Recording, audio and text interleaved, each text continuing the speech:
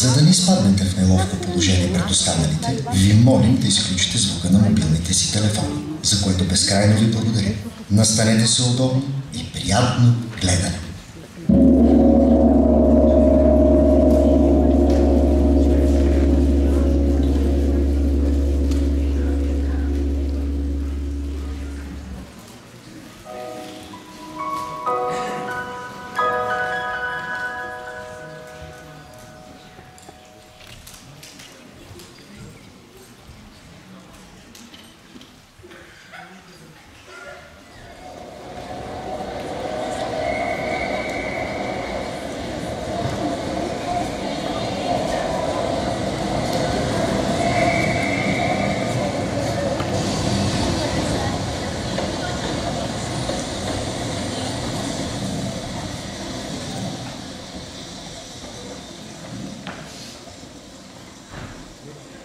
Каква мъглива утрин! Лондонският климат е точно такъв, какъвто го описваше баща ми. Усещам как лепкавата влага прониква в костите ми. Тълпи от хора и нито едно ведро лице. Виждам зловещия отпечатък на голямата война навсякъде. И тая болка в очите, усещането за нещо безвъзвратно изгубено. Господи, как ми листва слънцето на Калкута. До Вирджиния Уотсън във връзка с завещанието на Джон Уотсън, доктор по медицина, починал на 11 май 1919 година в Лондон, от нотариална кантора Хърбърт и Син. Останах съвсем сама на този свят. Мама умряла при раждането ми. Миналата година и татко се спомина. Сега е чичо Джон. Татко много се гордеше с него. Винаги ми разказваше за неговите приключения с великият Шерлок Холмс. Но имаше и нещо недоизказано. Една тъга в гласа му, когато заговореше за миналото. Никога не ми разказа какво ги е разделило и защо не си говорех. И въпреки, че никога не сме се виждали, за мен лондонският чичо е нещо като герой. И ето сега притежавам най-ценното му наследство – дневниците.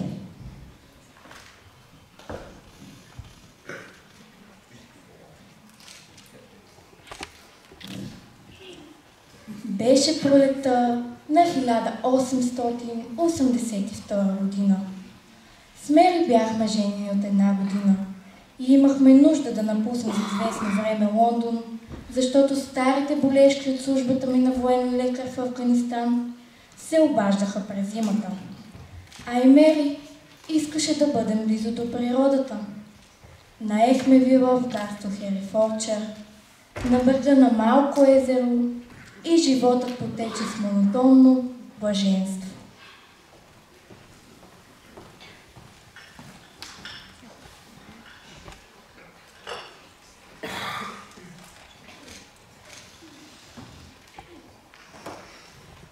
Добро утро, скъпи! Рано си станал, на езерото ли ходи? Да, вървях почти 3 мили, стигнах близо до имението на Търнър и намерих чудесно място за риболов. Мисля точно утре да отида. Чудесно ти се отразява свежия въздух. Станал си много енергичен. Но бъди внимателен. Вчера мисис Хъдсън ми спомена, че в околностите е станало жестоко убийство. Миналия месец някакъв младеж бил баща си, казват, но местните се знаят, че точно той е убиеца. Значи, неразрешен случай. Погледът ти заблестя. Той ти липсва, нали? Скъпа моя Мери, изминалата година е най-щастливата в живота ми. Благодаря на Господ и на него, Шерлок. Той е причината да те срещна. Но си права. Понякога си припомням за слави времена на Бейкър Стрит. Беше вълнуващо да работя с най-великия детектив. Споделихме много приключения. Към нас се обръщаха за помощ от престъпници до крале. Той разплиташе с лекота случай, непосилни за лондонската полиция. Ах, да, помня онзи смешен инспектор от Скотланд Ярд Стрит. Той работеше по моя случай и вървеше в толкова грешна посока. Накрая той обра овациите за решаването на случая, но ние знаем кой откри истината за знака на 4-ма. Така наричаха лондонските вестници нашата история. Ах, умирам от глад. Още един чай бих изпил с удоволствие. Ще помоля мисис Хъдсън да ми донесе на мен от тези чудесни кифлички с мариново сладко. Скъпа мисис Хъдсън, нахранете главите. Бог да ни благослови. Добро утро, докторе. Приготвих ви прекрасни кифлички. Видях ви да се разхождате рано сутринта. Провинцията сигурно много ви допада. Друго нещо е майското слънце. Истинска благодат. Не чувам вече скърцането на ставрика си. Докарах си ревматизъм от този пусто лондонски климат. Скъпа Мери, толкова ви благодаря, че ме поканихте да ви придружа във вилата. Така, чист въздух, приятна гледка към езерото и вашата компания. Какво друго може да иска стара жена като мен? Чакайте! Имате телеграма от мистер Холмс. Но за Бога, бързо я дайте. Това се казва изненада. Драги ми Уотсън, пътувам за Хери Форчер във връзка с разследването на трагедията в долината Боскум. Ако решиш да прекъснеш почивката си, може да се присъединиш към мен. Нуждая се от доверен човек. Пристигам в гарата в Рейдинг, петък, 17 часа. Но Господи, днес е петък. Няма време. Добре, че още не съм забравил старите навици в Афганистан и мога да реагирам светкавично. Наистина, военната дисциплина остава за винаги. Скъпа, нали нямаш нищо против да помогна на Холмс? Сърцето ми ще скочи. Успокой се, Джон. Разбира се, че ще помогнеш. Аз тъпо мислех да посета братовчетка ми Катрин и сега е точният момент да го направя. Ще ви остава да работите на спокойствие. Мисис Хъдсън, ще имаме гост за вечера. Като добрите стари времена на Бейкър Стрит.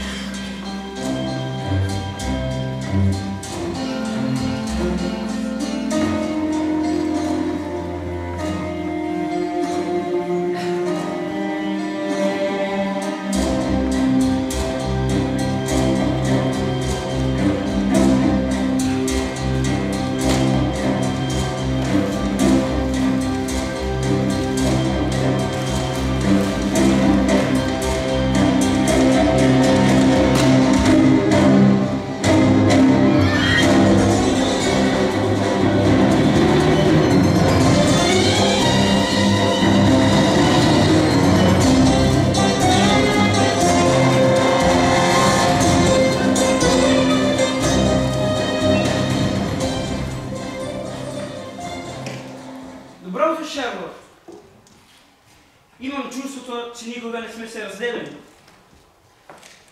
Липсваше ми нервното дискрибуцане. Снощи не спомена нищо за новия случай, но лекцията ти за науката дедукция беше забележителна. И дамите бяха възхитени. Виждам, че дебълникът е пълен. Добре, че Мери отпътува, защото нямаше да добри тази димна завеса.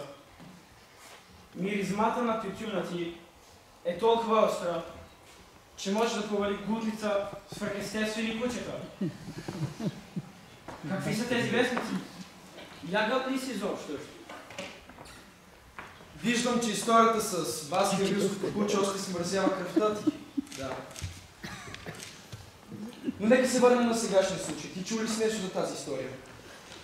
Почти нищо. Мери спомена за някакъв младеж, като бил баща си. Но вестници не съм чел почти 2 седмици. Лондонската преса не публикува кой знае какво. Опитах се от всички издания да науча подробностите и доколкото разбрах, това ще е един от тези прости случаи, които се оказват изключително трудни. Звучи парадоксално. Но е съвършено вярно. Необичайното почти без изключение улика. Не може обаче да се отрече, че обвинението срещу младия човек е крайно сериозно. Значи, със сигурност е убийство. Така предполагат. Не искам да приема нищо за даденост, докато не получа сам възможност да проуча за всички. Ще ти обясня ситуацията с няколко думи, доколкото успях да я свана. Намираме се в долината Босън, графство Херифордшир. Най-едрът земевладеец в този район е някой си мистер Търнър, бивш емигрант от Австралия, който преди няколко години се завърнал в старата година. Една от фермите му, имението Хадърли, била дадена под наем на мистер Чарлз Макарти, също бивш емигрант от Австралия. А да, това е нашият съсед. Минавам съм покрай това имение. Да продължа. Двамата се познавали още от времето на колонията и естествено, когато решили да се заселят тук, гледали да са по-близо един до друг. Търнър е бил по-заможният, а Макарти му станал арендатор. Но, както изглежда, двамата запазили отношенията си равнопоставени и често прекарвали времето си заедно.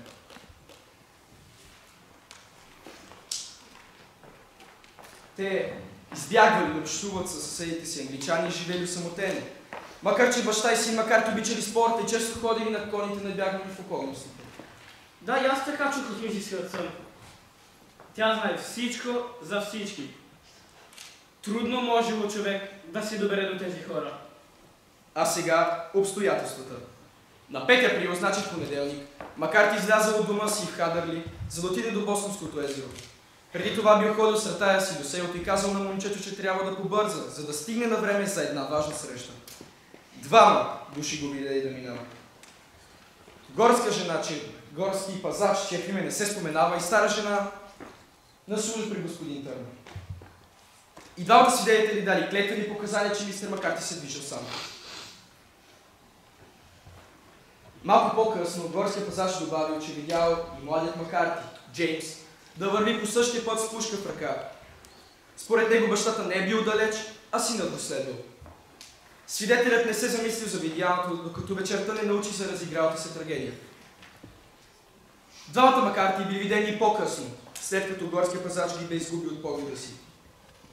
Едно 14-годишно девойче, Пейдж Моран, берял цветя в гората край езерото. То видяло как двамата Макарти яростно се разправили. Чуло как Макарти старши набивал сина, а момчето дигнал ръка, сякаш да удари баща си. Момичето много се оплаши и побягнало от дома да разкаже на майка си какво бе видял. Тък му било започнало да разказва и запахтян дотича младият Макарти. Той бил без пушката си и дрехите му били опръскани с снегъсъхнало. Той казал, че намерил тялото на баща си до Босънското езеро. Помолил за помощ. И те тръгнали и намерили трупа на старият Макарти, проснато в тревата край езерото. Черепът му бил пръснат от многобройни удари с тежък и тъп предмет. Спокойно можело да бъдат от прикладата на пушката на сина, която намерили на няколко крачки от трупа. При тези обстоятелства младежът бе арестуван веднага и го обвинили в предумишлено убийство. И това са основните факти, изложени пред съда, следователя и в полицейския съд. Не мога да си представя случай с по-ясни изобличаващи факти. Всички улики сочат кой е престъпникът. Уликите са доста извънно нещо. Понякога съвсем недвусмислено говорят за едно, но ако човек промени гледната си точка, току биш установил същите улики не по-малко недвусмислено говорят за съвсем друго. Не може обаче да се отрече, че обвинението срещу младия човек е крайно сериозно и е напълно възможно той да е виновен. И все пак, няколко души от съседите, сред които и мис Вайлет Търнър, не са позволили на Лестрейд, за който сигурно си спомняш, да разследва случая както му на него угодно. Лестрейд естествено се побъркал и прехвърли случая на мен, макар да е убеден, че убиецът е младият Макарти. Опасявам се, че при тези толкова очевидни факти, може би и сърдитият детектив от Скотланд Ярд може да се окаже прав. Няма нищо по-измамно от очевидния факт. Пък и може да попаднем на други очевидни факти, които за Лестрейд не са били толкова очевидни. Познаваш ме твърде добре, за да решиш, че се хваля, но ти знаеш, Аз мога да видя неща невидими за останалите. Да си послужим с пример, който ни е под ръка. Аз виждам съвсем ясно, че прозорецът в спалнята се намира в десния край и дълбоко се съмнявам, че Лестрейд би забелязал дори нещо толкова очевидно. Но как за Бога? Елементарно, Уотсън, добре те познавам, ти се бъдеш всяка сутрин и по това време на годината го правиш на слънчева светлина. Отдясно наляво на лицето ти, брадата ти все по-лоши с бръстата и отвъд брадичката очевидна бръстата по-небрежно. Това означава, че тази част от лицето ти не е толкова добре осветлена, колкото стана. И дълбоко се съмнявам, че човек с своите навици би останал удовлетворен от такъв резултат, ако се бе огледал при равномерно осветление. Посочвам това само като банален пример за наблюдателност и дедукция. Точно от тях се състои моя метод и е напълно възможно да ми свършат работа при разследването, което ни очаква. Но сега, нека изпием чаша чай на свеж въздух и да поговорим за други подробности по случаи, които си струва да бъдат разисквани.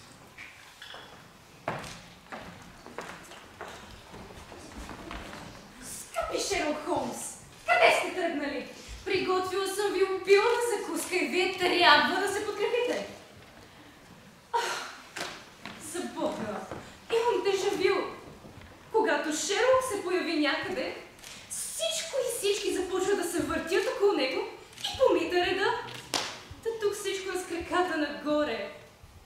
А тъкмо доктора беше започнал да оправя здравето си и сега пак. Безкрайни разговори, внезапни пътувания и никаква храна! Господа, ще хванете гастрит! За доброто душевно здраве е нужно добра храна!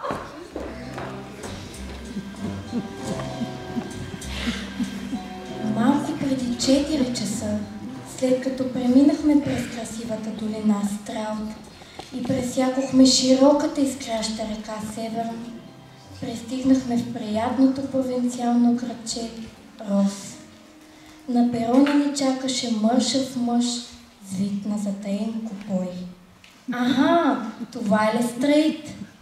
Въпреки тъмносинята лека върхна дреха и кожените гамаши, с които се бе издокарал, сякаш да отдаде дължимото на селската обстановка, веднага разпознах инспектор Лестрейд от Скотланд Ярд. Тримата се върнахме с файтон във вилата и се заехме с полицейския протокол и записките, които носеше инспекторът. Станало е време за чай. Господа,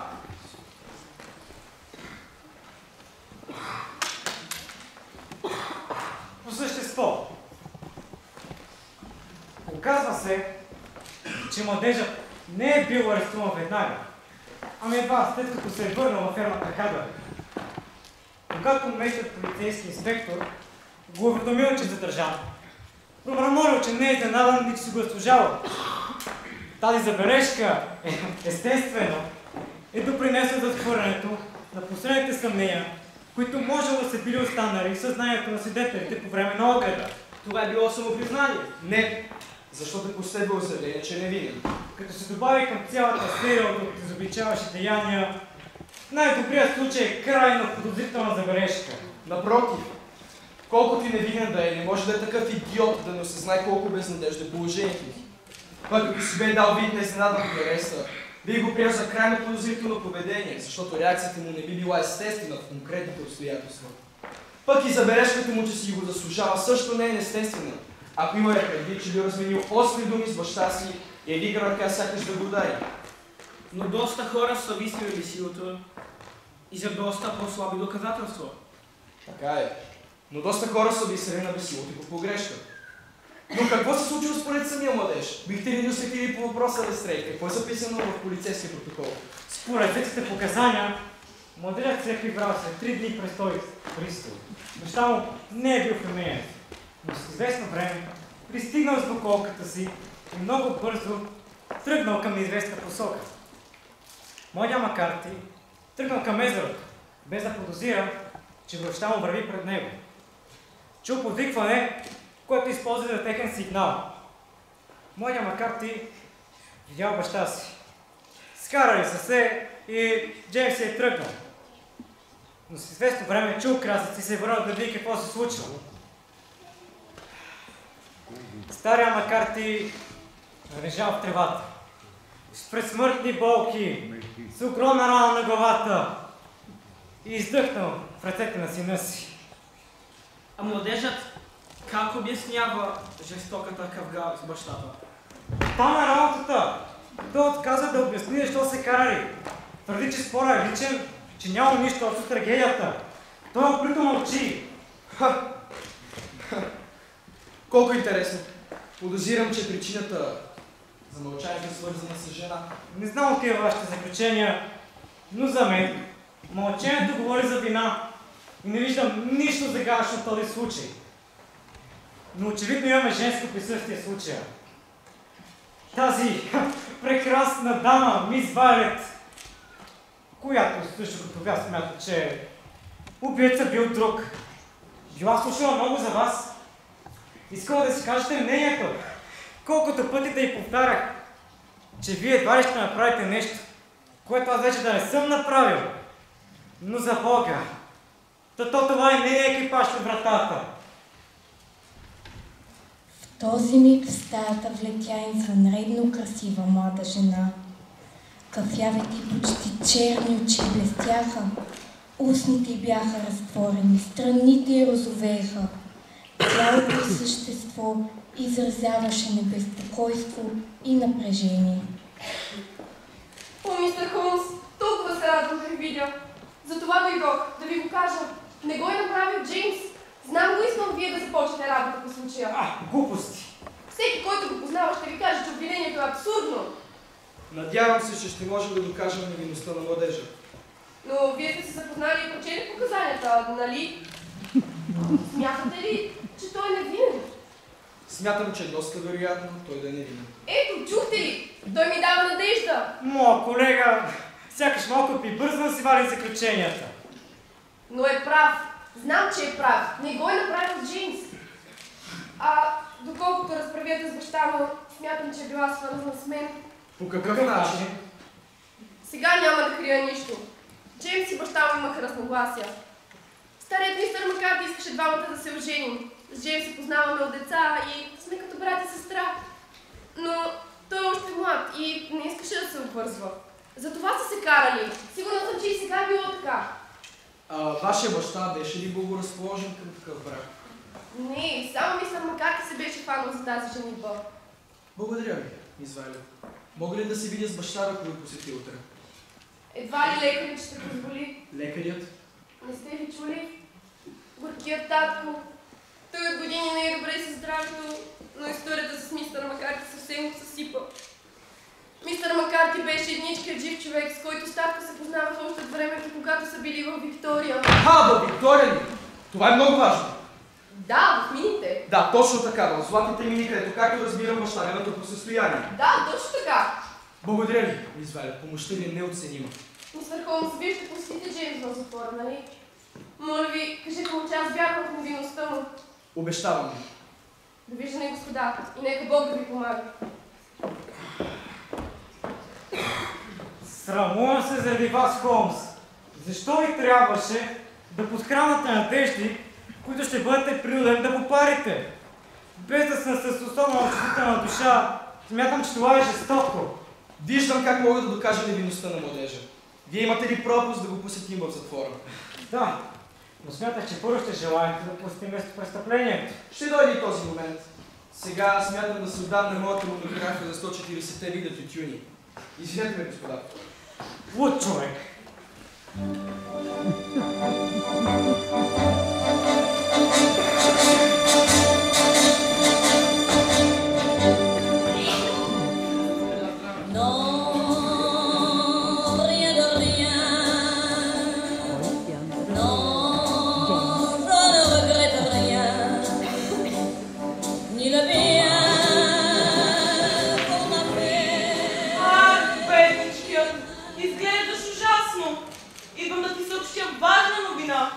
Много мислех след последното идване в Бристол.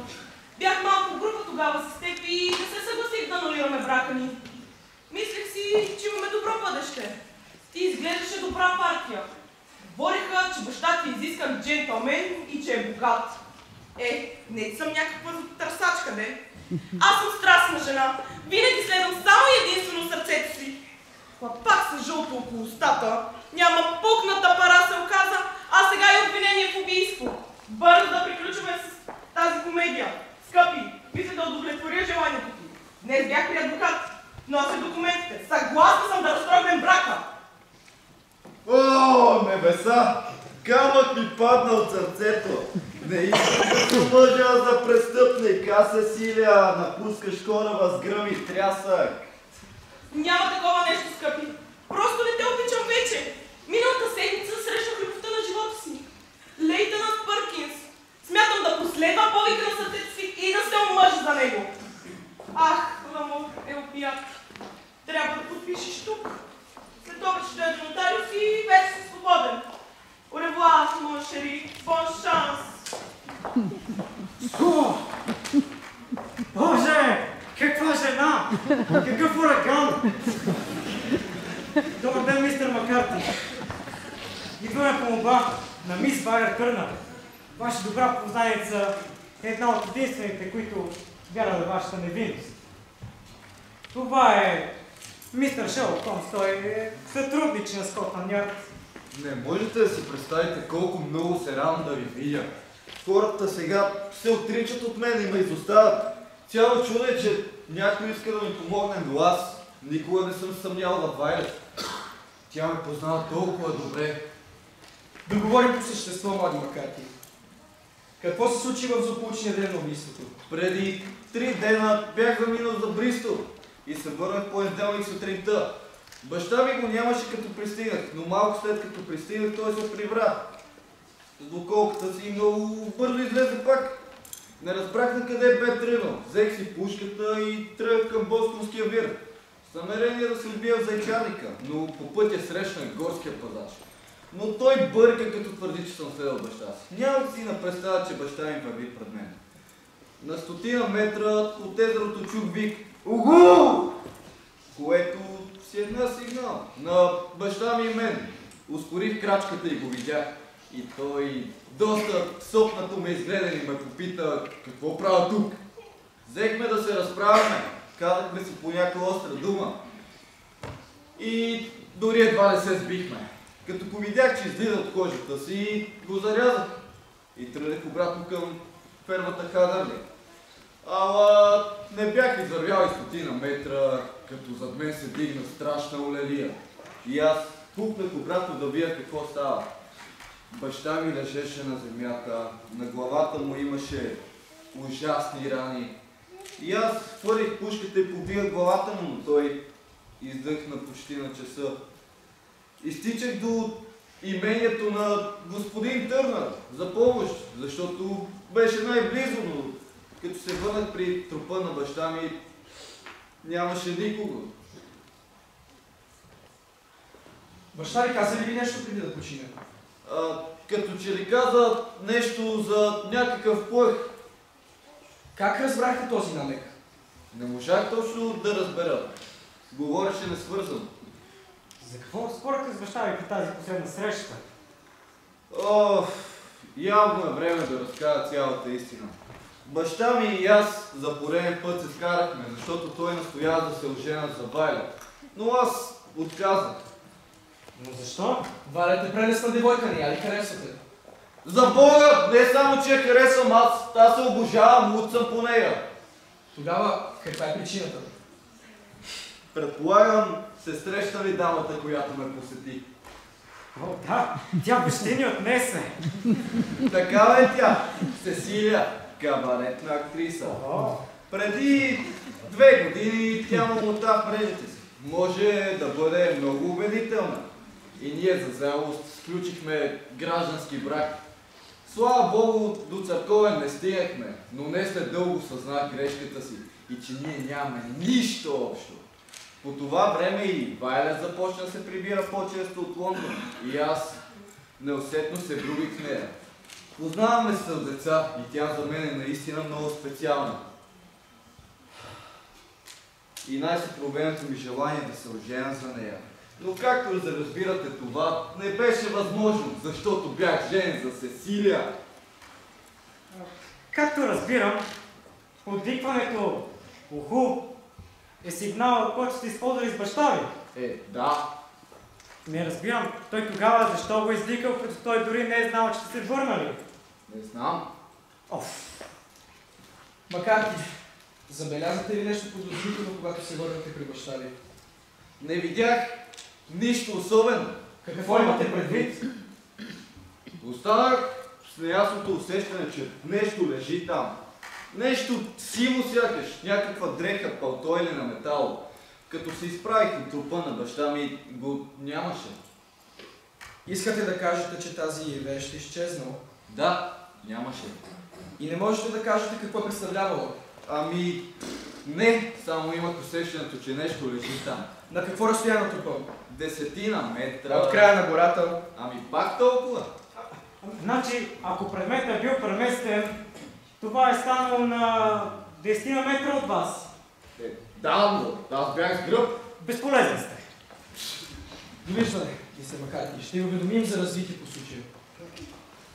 Нещо не разбрах ли? Кое ви навежда на мисълта, че ще има развитие по случая? Сега не мога да коментирам. Знамерявам да се прибера във вилата и да потъна в моето джобно издание на Петрарка и да не изрека дума повече по случая. Извинете ме, господа. Не го понасям този човек.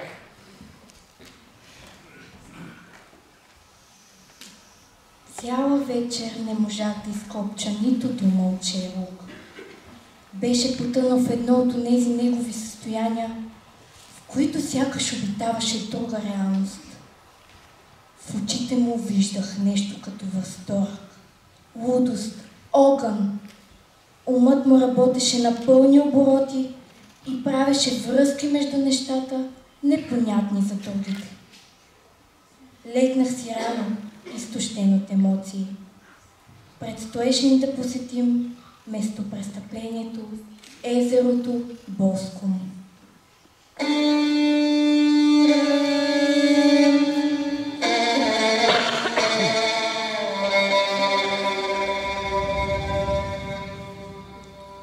Рано сутринта потеглихме с екипажа, който беше на Елестрейт, от близкото селце за сметка на Скотланд Ярд, разбира се. Шерлок беше в добро настроение, приличаше на хрътка преди лов. Аз трепетно очаквах предстоящите събития, защото работата на терен беше нещо зрелищно. Приличаше на спектакъл, в който Холмс беше главен актьор, сценарист и режисьор. На нас останалите беше отредена ролята на публика. Мисис Хъдсън реши да ни придружи до страноприемницата Хъртликон, където всяка сряда играеше бридж и участваше в спиритическите сеанси на мадам Касандра Баримор.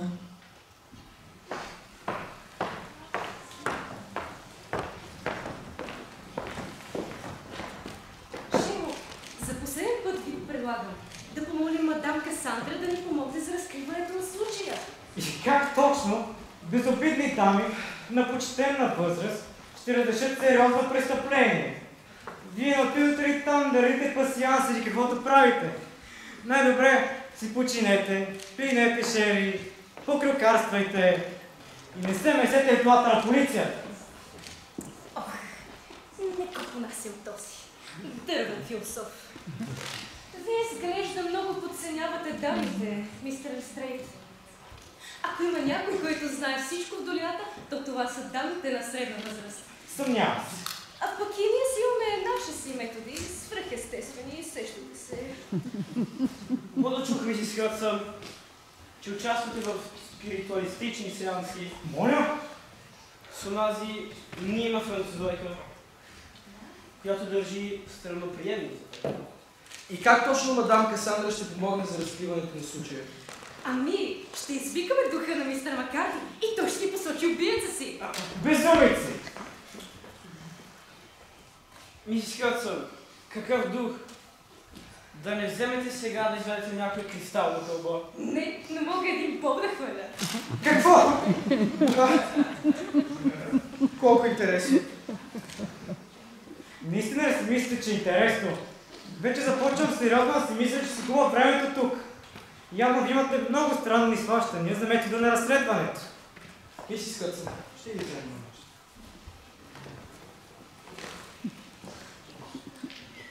горката жена. Явно не на себе си. Какви са тези занимания? Аз съм човек на науката. Не вярвам на тези вишотни. Ето го езерото. Тук е станало всичко. Ето, още лечето чертаната на трупа. Но аз мога да твърда, че нищо ново няма да намерите. Всичко съм претърсил лично. Ама професионализъм и набито око са известни. Спрете така вандалско да тъпчете вместо престъплението. От тук сякаш ще минало стадо бизони. Ще ми се да бях дошъл преди всички, но обичам предизвикателството. И ние замръзнахме на място и той започна своя странен спектакъл.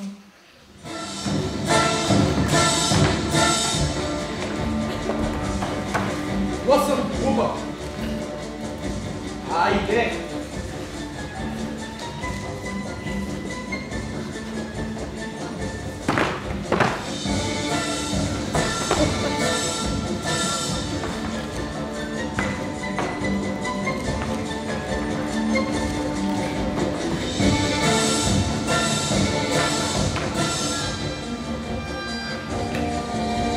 Защо сте влизали в езерото? Ами, търси го с гребо, мятах, че ще намеря оръжие или нещо такова. Чакай, какво подявате? Как?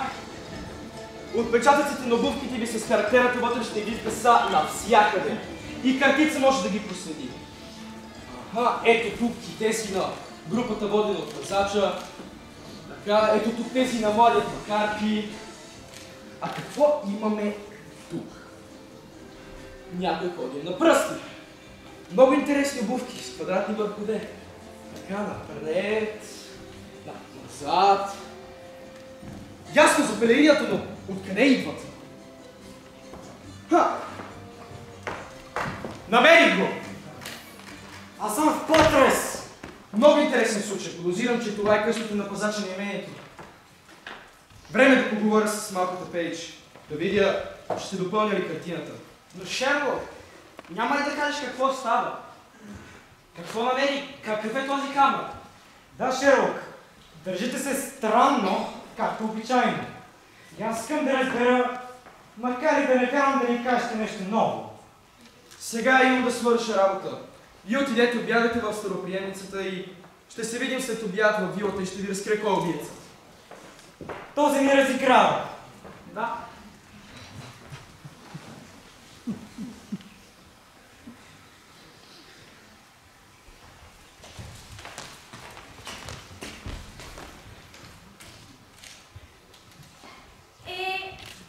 Не е толкова страшно, колкото ми се видя онзи ден. Какви хубави цветя! Дали тук е лежал трупът на стария мистер Макарти? Беше много неприятен човек. Все сърдит. Никога не отговаряше на поздрава ми. Така лошо гледаше. Все имах чувството, че съм виновна и че ще ми се скара. Много се оплаших онзи ден. Така трещяха и той и синът му. И ми се струваше, че говориха за мис Вайолет. Много я харесвам. Тя е мила, но горката толкова страда заради болестта на мистер Търнър. Пейдж, къде си? Много се бавиш! Един господин от Лондон иска да говори с теб. Пак се е заплесила по някоя пеперуда. Ето тук очаквате на Пейджа. Ето я. Аз отивам при мистер Търнър. Вие говорете.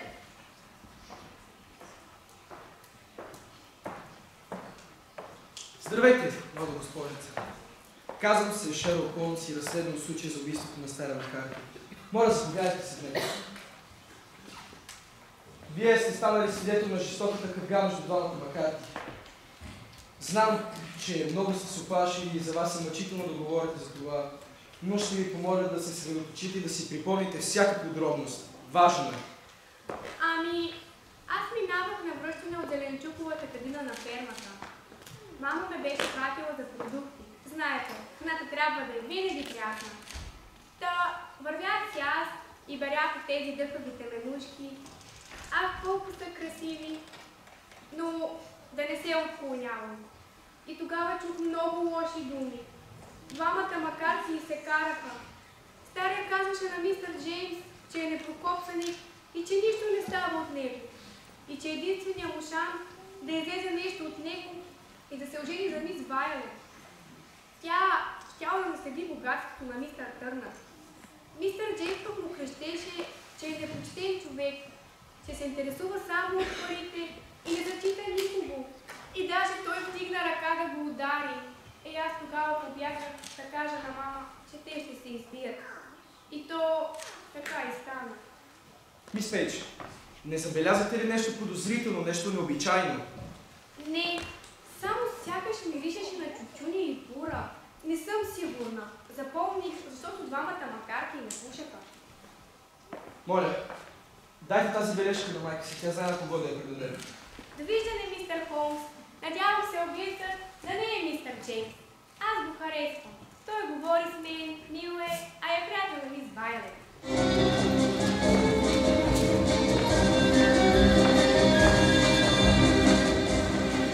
Късно след обед се прибрахме във вилата. Сред компанията цареше трескаво очакване, което на моменти преливаше в леко истерично нетърпение. Гласът на Лестрейд преминаваше почти във фалцет в края на всяко изречение, а мисис Хъдсън подреди 3 пасианса за рекордно време.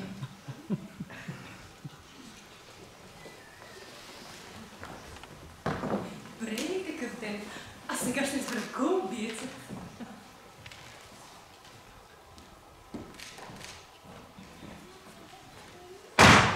Не мога да приема аматьори да ни разиграват така. Пълни глупости. Убиецът е вече в затвора.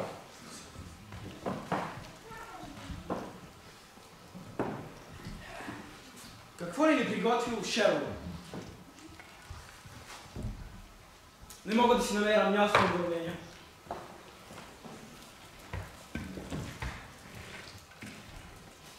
Здрасти, скъпи! Какво се случва тук? Явно идвам точно на време. Кулминационния момент. Да видим шоу.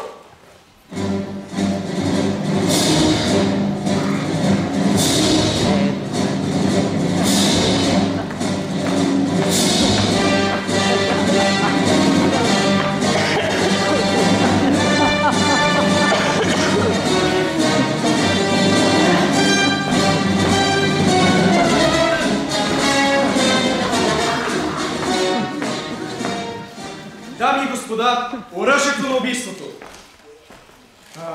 Аз не виждам следи по него. Няма следи.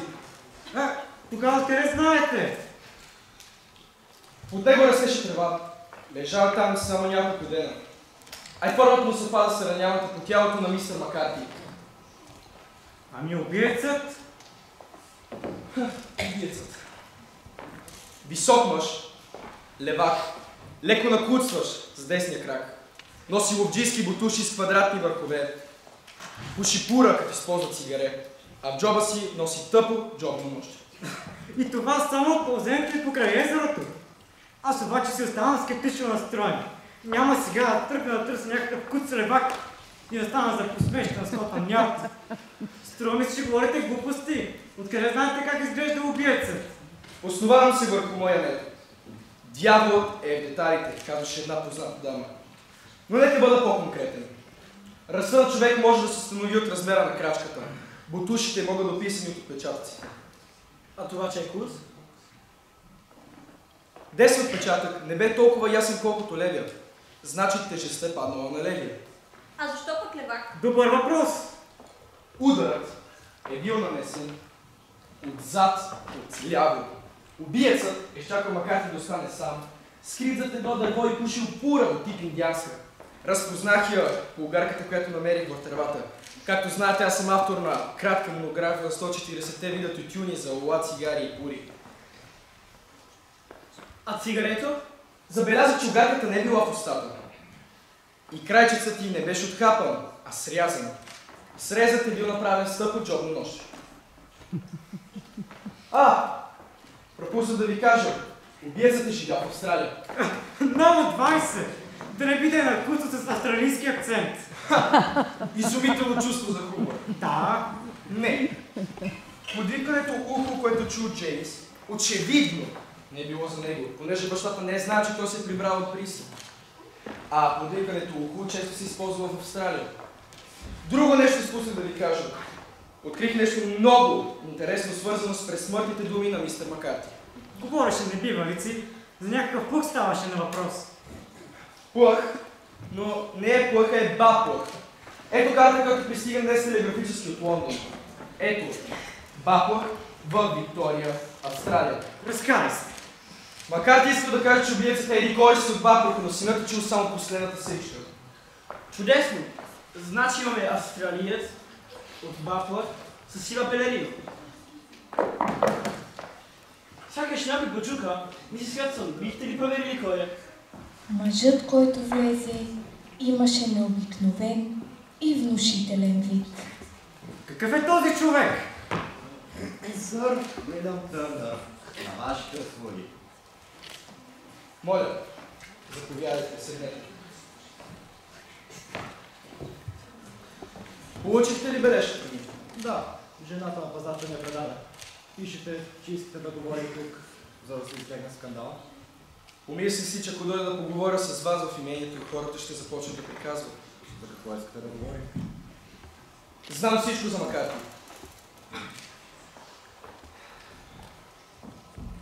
Господ да ми на помощ. Но аз нямаше да оставам надеждата от пострана. Щях да разкажа всичко, само да го съдеха на първа инстанция. Радвам се да чуя това. Въздържах се от самопризнания само заради дъщеря ми. Като чуят, че съм арестуван, няма да го преживее. Може да не се стигне от това. Доказателствата по вашия случай не са убедителни. Вие, Холмс, отново правите необосновани изказвания. Всички обстоятелства уличават сина в убийството. Аз съм на смъртно легло, господа. От години страдам от диабет. Лекар ми дава още месец. Не искам да умра в затвора. Чуйте какво ще правим. Моят колега ще запише всичко, което ще ни кажете. Имаме и присъствието на полицията. И ако младежа бъде признат за виновен, ще използвам вашите самопризнания, за да го оправдая след кончината ви.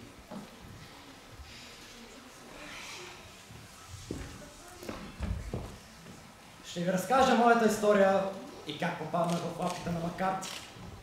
Проклинам деня, в който го срещнах. Той беше истински сатана. Уверявам ви. Но, както всяка история, и тази има своето начало. През 50-те години бях младо момче, с буйна кръв. Не ми провървя с моята концесия в мините и тръгнах по порочен път. Събрах се с лоши другари. Тръгнах да скитосвам. И с една дума станах разбойник. Бях известен с името Черния Бил от Баплъх, главатаря на шайката от Баплъх. Бяхме шестима и ограбвахме дилижансите по пътя за мините. Един ден нападнахме конвой, който пренасяше злато за Мелбърн. С първия залп свалихме 4 полицаи. Паднаха и 3 от нашите. Аз опрях пистолет в главата на коларя. Да бях го гръмнал тогава, проклет да е! Това е бил Макарти. Вие сте го пощадили. Защо? Макар да бях разбойник, мистер Холмс, не бях хладнокръвен убиец. Не стрелях, ако не стреляха по мен. Той нямаше оръжие и горещо ме молеше да го пощадя. Какво стана после? Измъкнахме се с златото и успяхме да се пренесем в Англия. Разделих се с моите стари другари и заживях мирно и почтено. Ожених се. Съпругата е почина млада, но пък ме остави Вайлет. Мъничките и ръчички сякаш ме водеха към правилния път да изкупя греховете си. Но нещо се обърка. Макар ти ги намерил. Как се случи това? Всичко вървеше чудесно, докато при едно мое посещение в Лондон не засякох него и синът му на улица Реджант. От тогава насетне нямаше мир и покой за мен. Той и синът му заживяха по най-добрите ни земи, без да плащат никакъв наем. Каквото искаше, му го давах. Пари, земя, къщи дори, докато един ден не прекрачи границата. Мистер Търнър, никога не ми помислите да се разкаете за миналото, да понесете отговорност за вашите действия. Няма ден, в който да не се разкаивах. Не се страхувах от правосъдието. Единственият ми страх беше дъщеря ми да не разбира какъв е бил баща и в миналото. Макар ти разбра това и стана още по-отдел за признаването си. Какво точно поиска от вас? Май е време да кажа истината. Поиска Вайлет. Моето момиче вече беше пораснало, както и неговото момче. Вече се знаеше, че съм зле със здравето. Човек все пак се плаща за греховете. И реши, че е много добър ход да придобие цялото ми имущество е именно чрез тяхната женитба. Уредих му среща край езерото с надежда да го вразумя. Но когато сте пристигнали, той говорил с синът си и вие сте изпушили пура скрит зад едно дърво. Да, изпуших. Чаках да остане сам.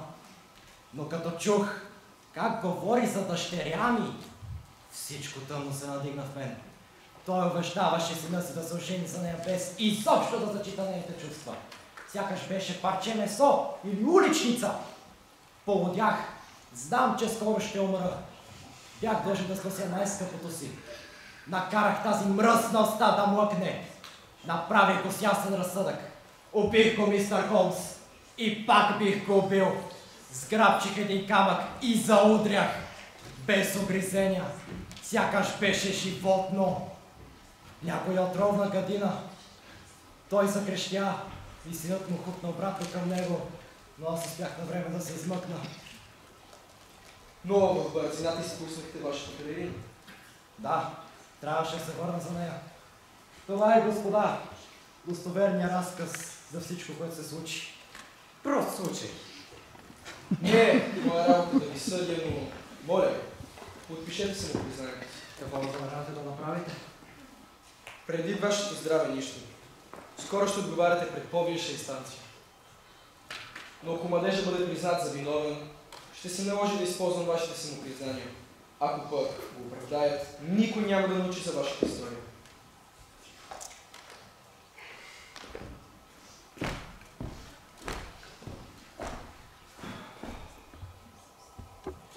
С Богом, господа!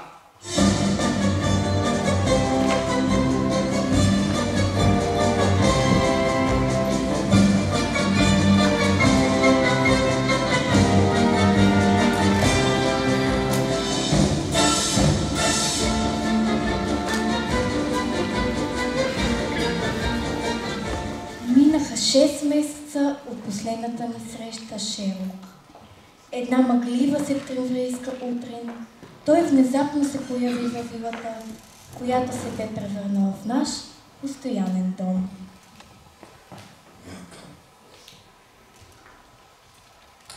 Радвам се, че те намира в добро здраве, Уотсън.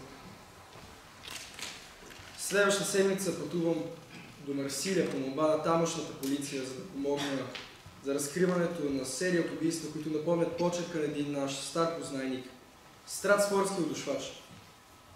Помниш, че той е обявен официално за мъртъв от Скотланд Ярд. Сигурно помниш, че аз имах остри възражения по тази теория. Според Лестрейд, намерените дрехи на брега на реката бяха достатъчно доказателство за смъртта му. Аз още смятам, че той инсценира смъртта си. Значи, ще видиш морето. Винаги съм обичал морето. Дава простор на въображението и лекота в сърцето, според мен. Бих дошъл с теб, но няма на кого да ставям пациентите си. Ще имаме и други възможности. Сигурно си любопитен да разбереш как приключи нашия общ случай, свързан с твоите съседи Макарти и Търнър. Имам частична информация. Знам за смъртта на стария Търнър.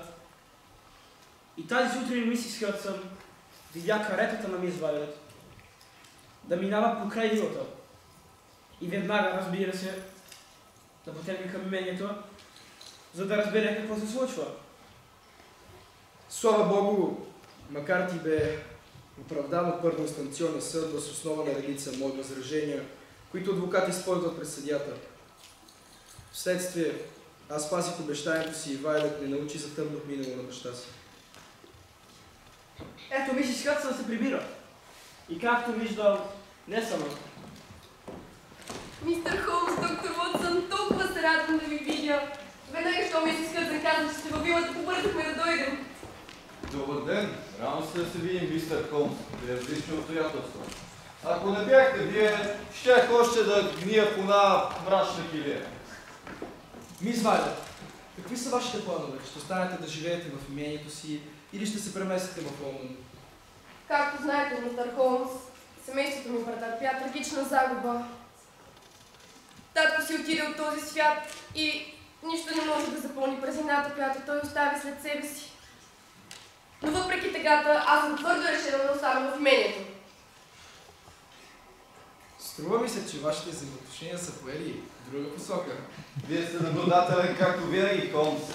Сега, като съм свободен и името ми е реабилитирано, аз с чиста съвест предложих брак на Вайлет. И ние вече сме сгодени. Но аз, разбира се, ще уважа нейната скръб. И ще живеем в именията си за една година, както изисква благоприличието и морала. Скъпи Джеймс, не мога да опиша щастието и скръбта, която изпитваме едновременно. Това е един от най-мрачните моменти в живота ми, но това, че ти си до мен, го прави специален. Господа, запазвам ви щастието си. Господа, няма да отнемаме повече от времето ви. Сигурно работите по случая на някого, който се нуждае от помощта ви. Благодаря ви от все сърце. Довиждане, господа. Довиждане. Уотсън, искам да споделя с теб мое скорошно откритие. Ти знаеш ли, че няма два еднакви пръстови отпечатъка? Сериозно? Не, това не го знаех. Това ще постави начало на революция в разкриването на престъпление. Нека излезем в двора, имам твърде много да ти разкажа. Господа детективи, къде тръгнахте? Къде кухнахте? Не, оф, защо пак си тръгват? Кой ще изяде сега всичкото това? Никакво уважение няма тези хора към храната. Оф. Честно да ви кажа, с годините все повече и все повече просто не мога да си говоря с живи хора. Особено от мъжки пол. Ето, на мен ми е полезно да си говоря с призраци. Онзи ден си говорех с Наполеон Бонапарт. Аз го питам нещо и той ми почука по масата ясно. Ех, моля ви, слушайте един съвет от мен. Изяждайте си поне десерта. Поне десерта. И без това в живота не е пълно с сладости.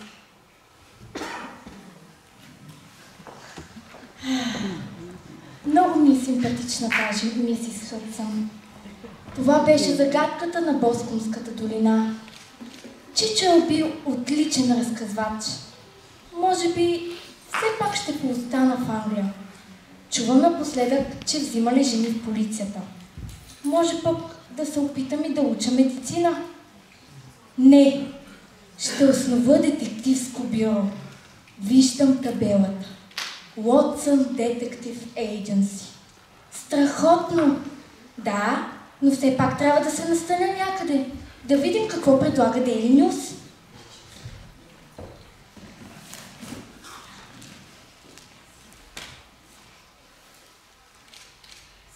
Аха, ето нещо интересно. Давам под наем 2 мебелирани стаи. В найма е включена и ежедневна обилна закуска. Единствено изискване към наемателя е да не прави химични опити, да не свири на цигулка и да не пуши. Адресът е улица Бейкър Стрит, номер 221Б. Не мога да повярвам! Да това е мисис Хътсън. На колко години ли е сега? 80? 90? Мисис Хътсън е безсмъртна. Това са знаците на съдбата.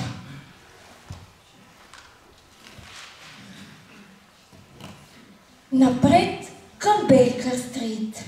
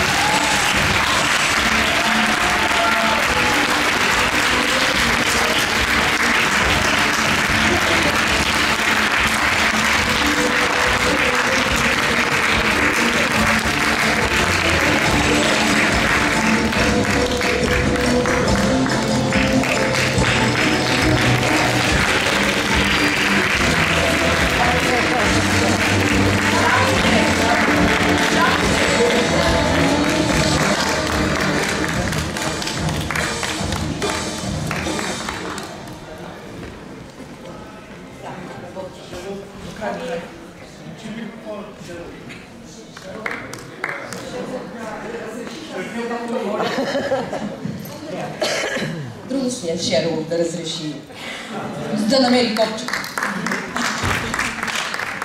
Ами чудесни деца. Мисля, че това, което можем да кажем за тях, те го казват сами за себе си. Браво! Изключително сме горди с всички вас за това, което имате желание да правите и начина, по който го правите и начина, по който го постигате. Браво още веднъж и имате цветя от кмета на община Видин.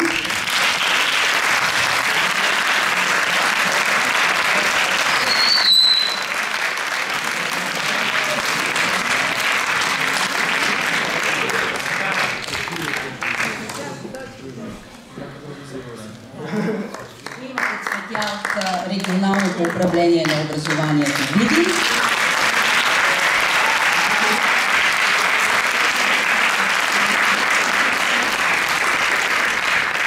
Разбира се, цветя и от средно училище Цар Симеон Велики Видин.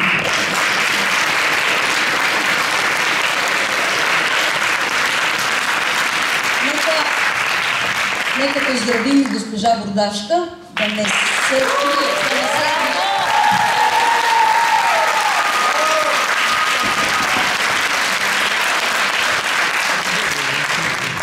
и госпожа Юлия Матеева за помощта и подкрепата.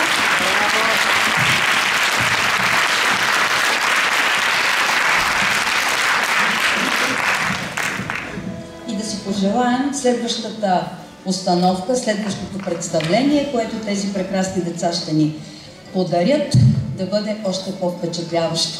Браво, деца! Горди сме вас!